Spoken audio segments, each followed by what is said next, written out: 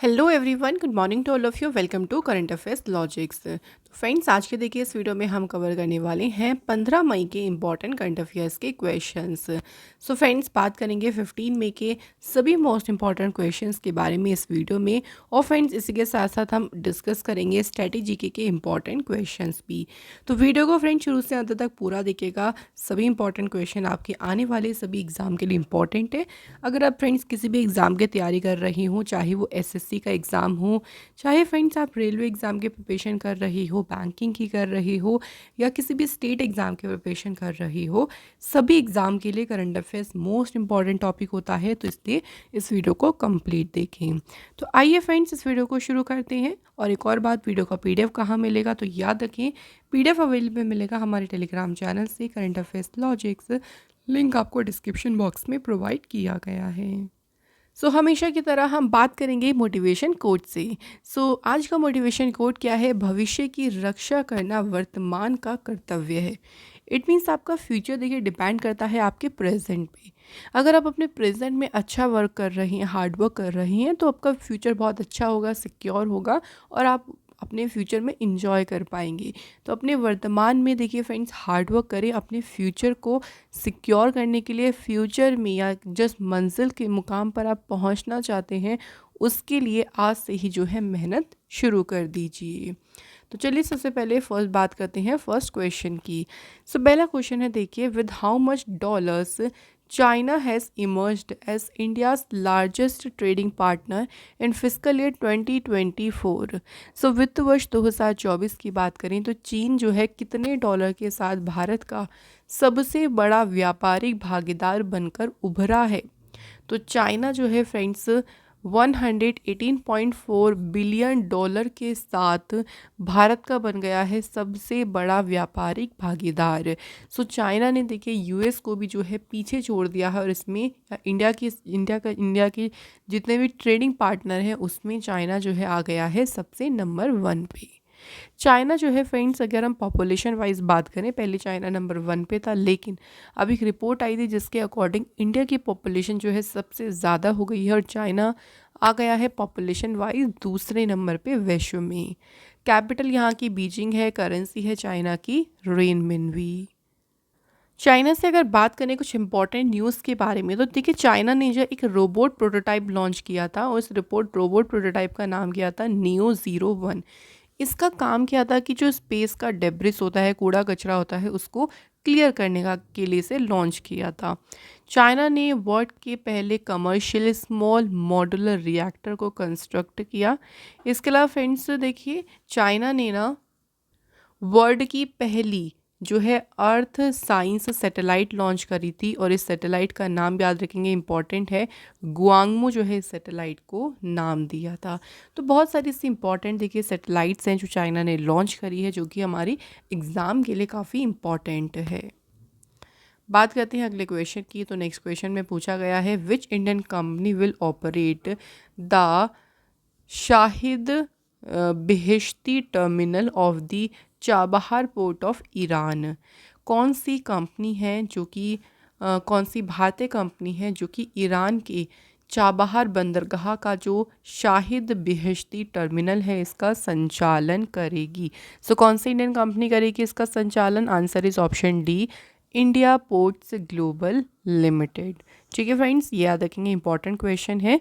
जो ईरान का Chabahar port है ना, इसमें देखिए 2 टर्मिनल्स हैं, एक है शाहिद बेहिश्ती, दूसरा है शाहिद कलंतारी। अभी देखिए जो शाहिद बेहिश्ती टर्मिनल है उसका ठेका, जो उसका कॉन्ट्रैक्ट है, वो इंडिया को मिला है। और इंडिया की कौन सी कंपनी है जो कि इसको ऑपरेट करने वाली है? कंपनी का नाम हमें याद रखना है, कंपनी है India ports global limited. Clear हो गया फ्रेंड्स? अच्छा, ईरान देख लीजिए, लोकेशन इसकी तो है, ये है ईरान, कैपिटल है तेहरान, करेंसी है यहाँ की रियाल, और प्रेसिडेंट है इब्राहिम राइसी। नेक्स्ट क्वेश्चन देखिए, अगला क्वेश्चन है, dash set to introduce new 100 rupees note featuring disputed territories. कौन सा देश विवादित क्षेत्रों को दर्शाते हुए 100 रुपये का नया नोट पेश करने की उसने तैयारी करी है? तो 100 रुपये के नए नोट को देखिए अभी पेश कौन सा देश करने वाला है, नेपाल। अब थोड़ी सी यहाँ पे हमें इसके पीछे की थोड़ी सी बातें जाननी है कि क्यों देखिए 100 रुपये के नए नोट को यहाँ पे जारी करने की तैयारी कर रहा है नेपाल। सो एक मीटिंग हुई थी, एक 25 अप्रैल को मीटिंग हुई थी और एक हुई थी 2 मई को। उसमें नेपाल की कैबिनेट अप्रूव हुई है द रीडिज़ाइन ₹100 बैंक नोट।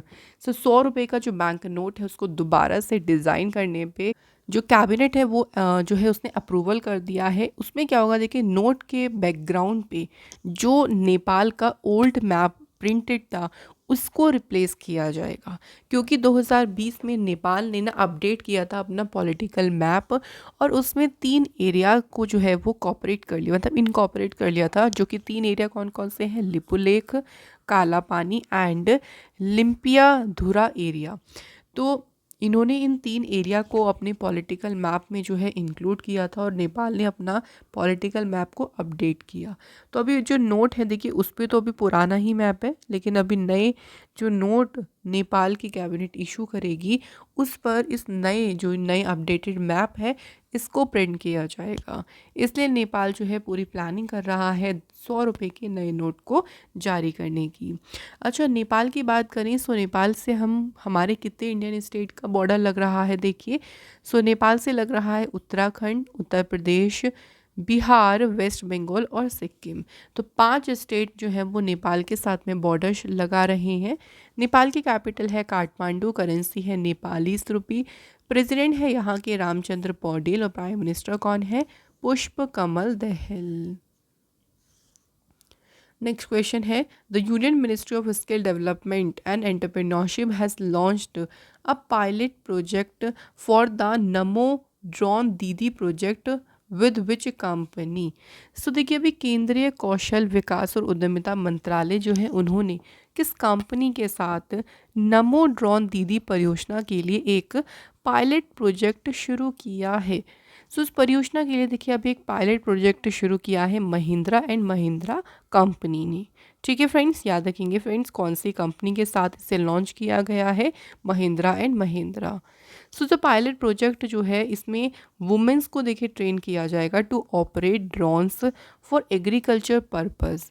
सो कृषि उद्देश्यों के लिए ड्रोन चलाने के लिए महिलाएं जो है उनको प्रशिक्षित करने के लिए ही इस पायलट प्रोजेक्ट को शुरू किया जाएगा national skill training institute Noida और हैदराबाद में।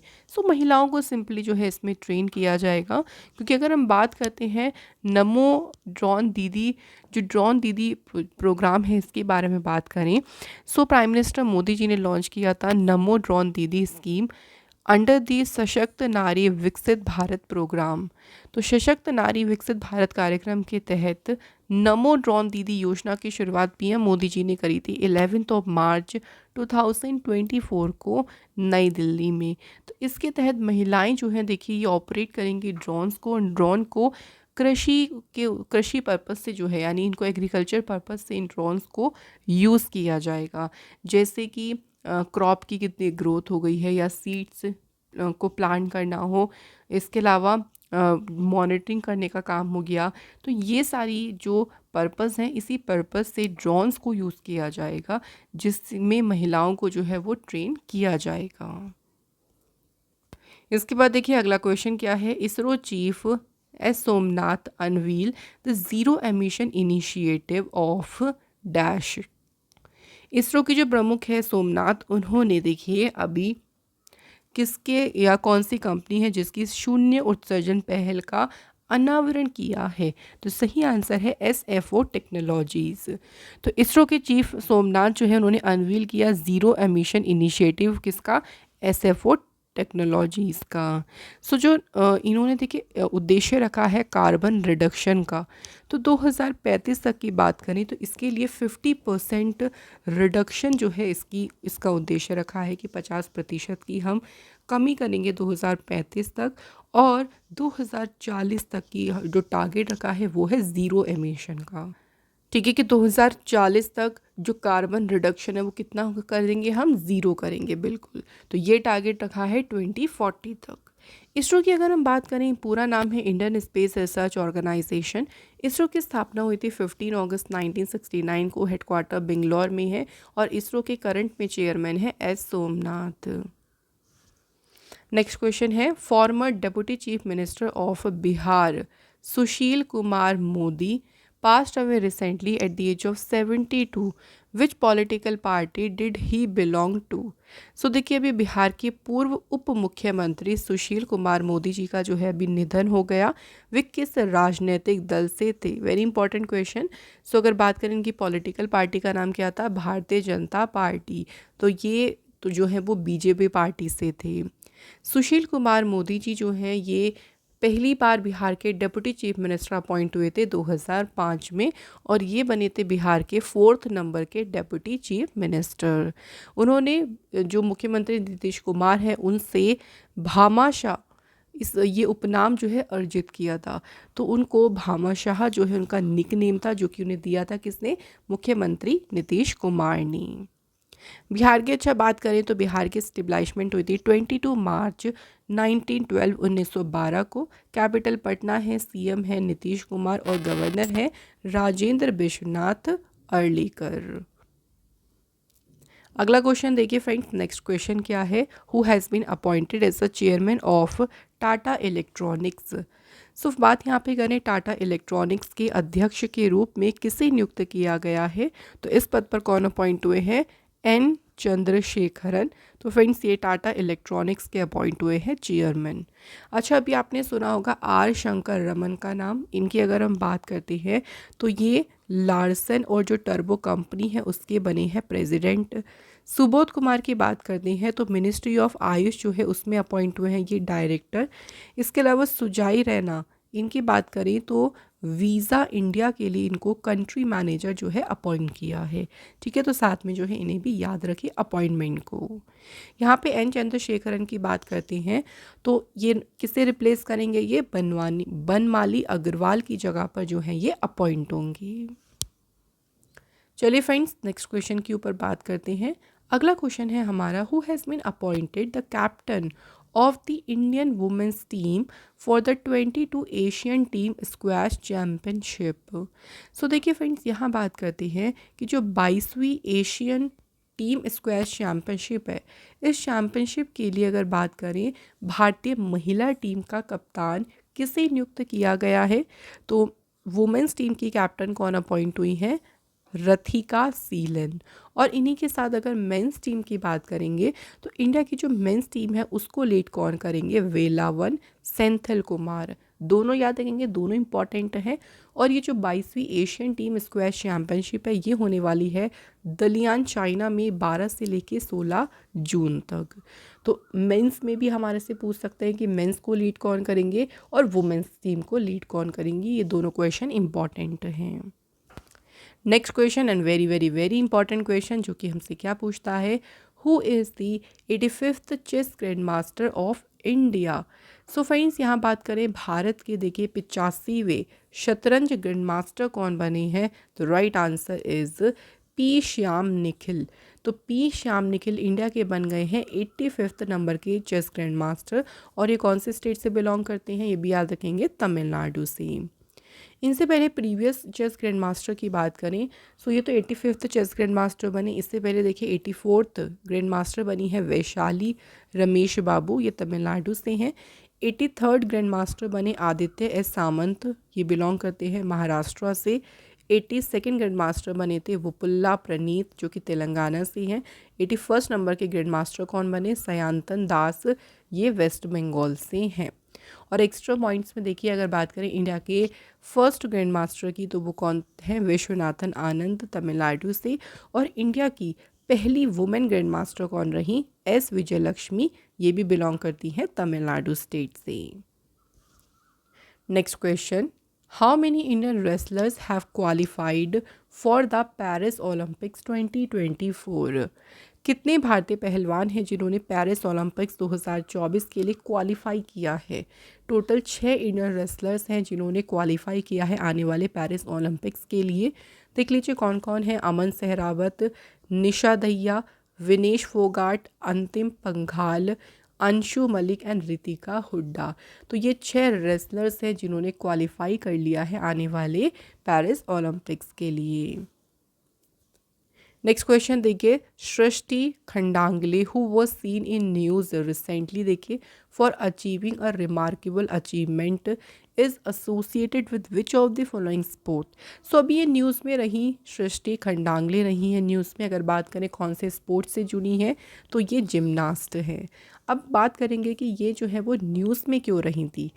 तो इन्होंने अभी जो 6th Asian trampoline gymnastic championship हुई है हांगकांग चाइना में, उसमें इन्होंने वुमेंस के इंडिविजुअल एज ग्रुप कैटेगरी में कौन सा मेडल जीता है, सिल्वर मेडल। इसलिए जो है ये न्यूज़ में रही थी। तो ये इंपॉर्टेंट क्वेश्चन बन सकता है कि इन्होंने इस चैम्पियनशिप में कौन सा मेडल जीता है, इस तरह से भी पूछ सकते हैं, silver medal.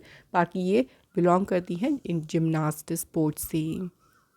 So friends, current affairs के क्वेश्चंस हो गए यहाँ पे पूरी तरह से कंप्लीट। अब हम बात करते हैं स्ट्रेटजी के क्वेश्चंस की। तो आज का पहला क्वेश्चन देखिए, व्हाट आर कोल्ड न्यूक्लियॉन्स। तो न्यूक्लियॉन्स जो है किसे कहा जाता है। न्यूक्लियॉन जो है कलेक्टिव नेम है दो इंपॉर्टेंट सब atomic particles neutron and protons की। सो इसका ऑप्शन ए सही है, protons and neutron present in the nucleus. तो इनको कलेक्टिव तरीके से हम क्या बोलते हैं, न्यूक्लियॉन्स कहते हैं। नेक्स्ट क्वेश्चन है, a better and more efficient use as well as availability of milk lead to. दूध के बेहतर और अधिक कुशल उपयोग के साथ साथ उपलब्धता के कारण कौन सा रेवोल्यूशन हुआ था। तो सिंपल अगर हम बात करते हैं कि मिल्क प्रोडक्शन से संबंधित कौन सा रेवोल्यूशन है, तो ये है वाइट रेवोल्यूशन। नेक्स्ट है कि which one of the following is not a fundamental right. So fundamental rights आप सभी जानते हैं कि हमारे 6 फंडामेंटल राइट्स हैं, उसमें से अगर हम बात करें तो जो राइट टू प्रॉपर्टी है ये फंडामेंटल राइट नहीं है।